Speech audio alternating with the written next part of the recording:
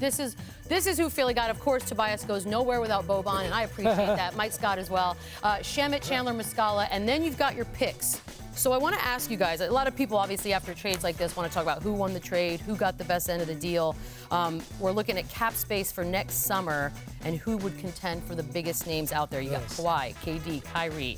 Wendy, I'll start with you. As far as the transition from the days of Blake and CP3 with the Clippers, where are they going? Well, the Clippers have made it something they do every year is trade their best player. They traded Chris Paul, they traded Blake Griffin, now they've traded Tobias Harris. They have set themselves up to have flexibility to add star players.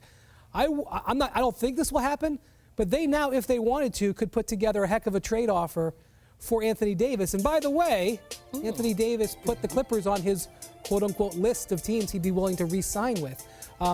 They have added all kinds of draft assets. Plus, Shai Gilgeous-Alexander is one of the most well-regarded young point guards in the league. Harrell is a guy who is, really valuable in the small ball NBA. I don't think they're going to go that route. I think they're going to wait till summer.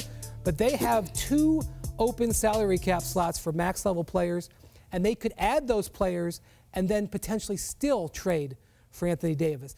That would be a Grand Slam situation, but they have opened all the doors. And we'll see. The Lakers have a lot of doors open, too. We'll see whose plan works out better when we get to next fall.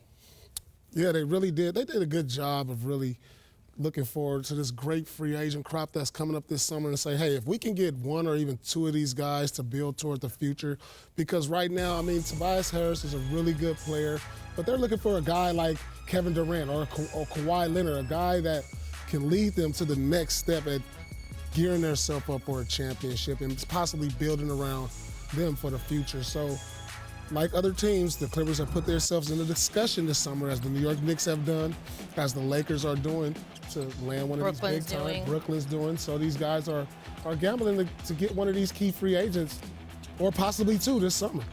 If you're a max guy, how appealing is the idea of becoming a Clipper?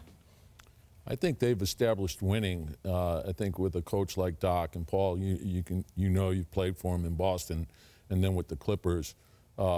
I think this trade was good for both teams because it fit the windows of both teams. For Philly, they want to win now. For the Clippers, they're looking to the future. They're going to go after 2 big stars. They felt that I think they're 5 games over 500, which is terrific, but they're the 8th seed. So they want to do, that's not their goal. Like Doc aims for championships. So he's going to take the risk to create that opportunity, and I think it's a smart risk. One more thing worth pointing out, they lose their pick if they make the playoffs. If they don't make the playoffs, which now might happen since they traded one of their best players, they keep their pick, which I'm not saying Doc would try to have happen, but that would potentially even make their trade offer for Anthony Davis even stronger come summer.